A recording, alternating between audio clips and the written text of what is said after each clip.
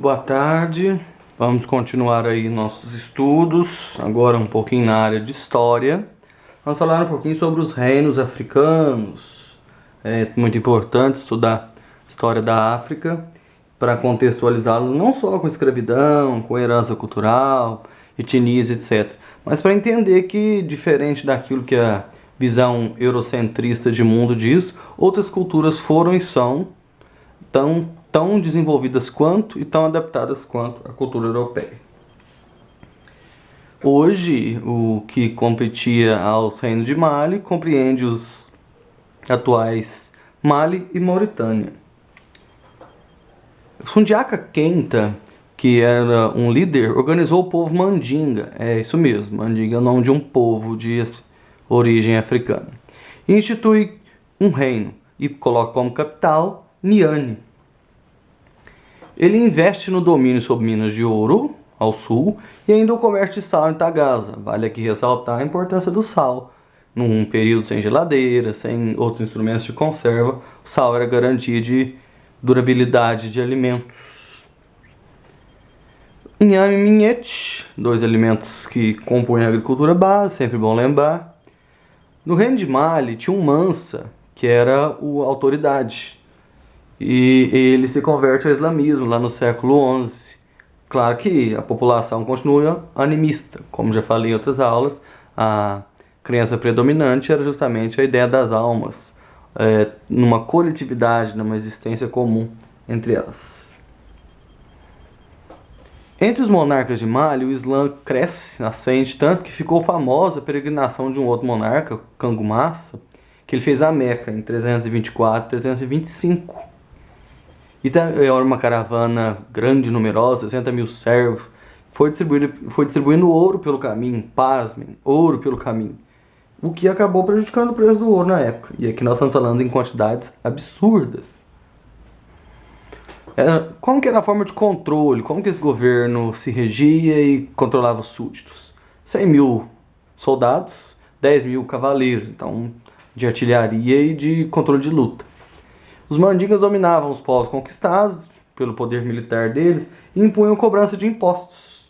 E assim, tudo aquilo que era arrecadado sustentava o reino e a organização social e política. Toleravam, em partes, crenças sobre tudo os conquistados? Parece que sim, porém é um ponto a se discutir. Quando Musa falece, a disputa pelo poder enfraquece o reino.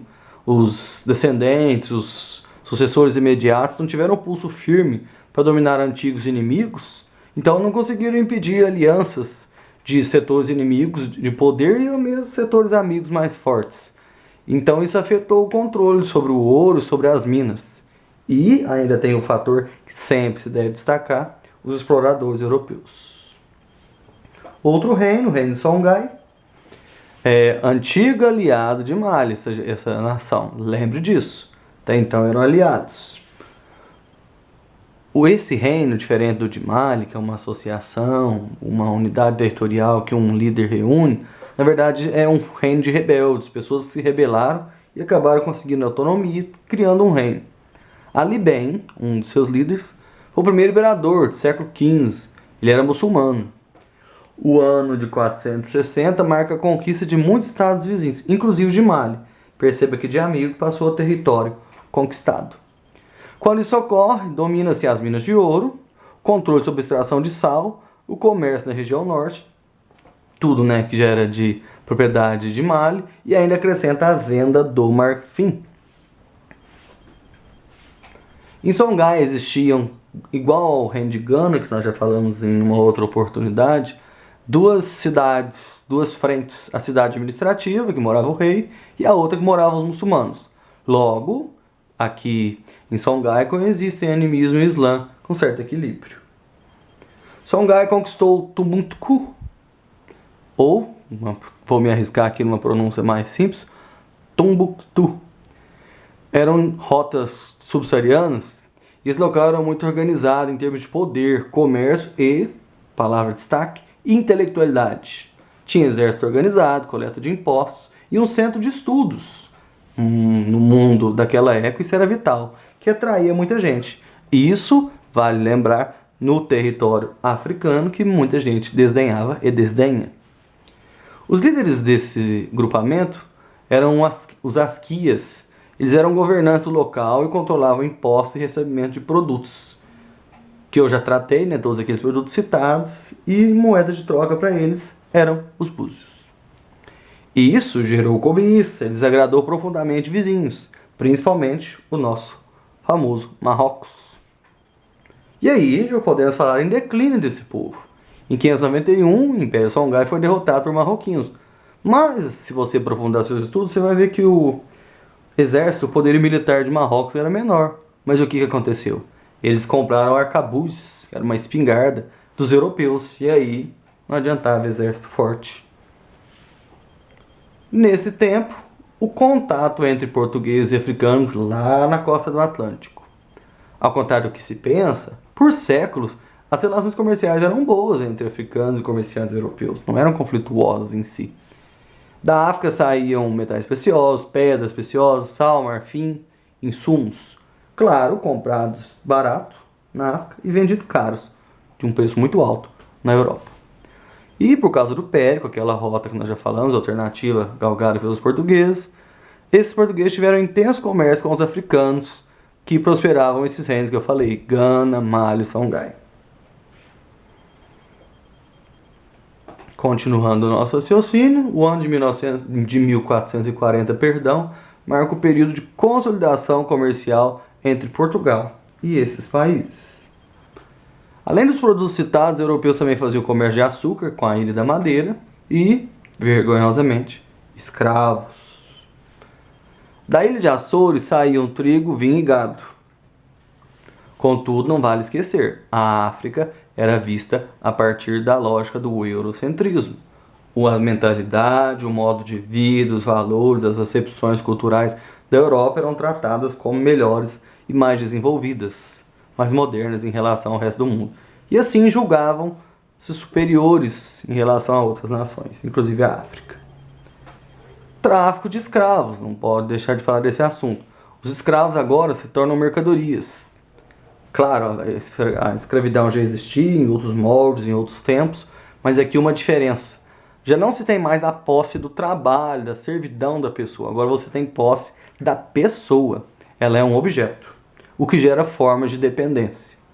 Quais os motivos que a gente pode destacar para a escravidão? É a captura de vencidos de guerra, que se tornavam escravos, venda de filhos e imediatos para não passar fome, as famílias vendiam, então aquele que era vendido se tornava posse. E por dívidas, se você devia e não podia pagar, acabava se tornando escravo. Pasmem! Os árabes foram os primeiros grandes compradores de escravos oriundos da região subsaariana e afins. Os árabes. E aí, com as grandes navegações, os escravos se tornaram cativos, retirados dos seus nichos, seus lugares de natureza, de origem, perdiam identidade, recebiam um nome que o chefe quisesse, que o dono, desculpa vergonhosamente falando, o dono deles escolhia para eles. Eram proibidos ou castrados em grande parte de exercer a cultura. Com isso, perdiam a força cultural. O que é isso? Eu estou escravo, mas eu tenho momentos que eu retomo aquilo que eu vivia, da minha cultura, aquilo me dá força e espírito de resistência, audácia. Quando eu não pratico nem isso, só me gera revolta e eu não tenho mais momentos de espairecer, momentos de me sentir livre.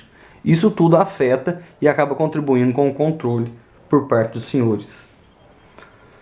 Era comum combinar escravos de diferentes etnias para que não se organizassem. Ou seja, eu juntava escravos de grupos diferentes e assim um não sabia o idioma do outro, que um gostava e o outro não. Então demorava mais para eles se organizarem. E isso garantia ainda mais a manutenção da opressão escravocrata.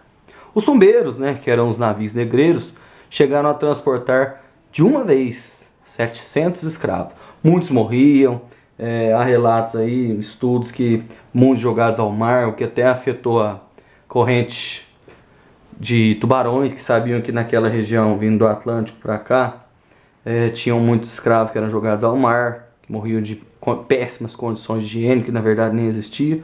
Então tudo isso fez com que eles mudassem a rota ali para se alimentar dos corpos.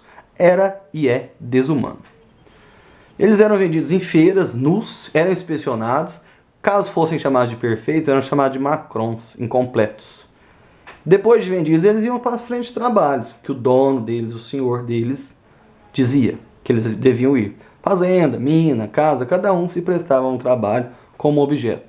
Eram alimentados 2 vezes ao dia, conforme a decisão dos donos. Enquanto isso, na África, na costa do Oceano Índico, os portugueses, os franceses, os holandeses estabeleceram feitorias. Não confundam feitor, aquele que disciplina os escravos, muitas vezes também de ascendência de escravo, então é um irmão batendo irmãos, com feitorias, que eram entrepostos para conseguir escravos, produtos e taxas.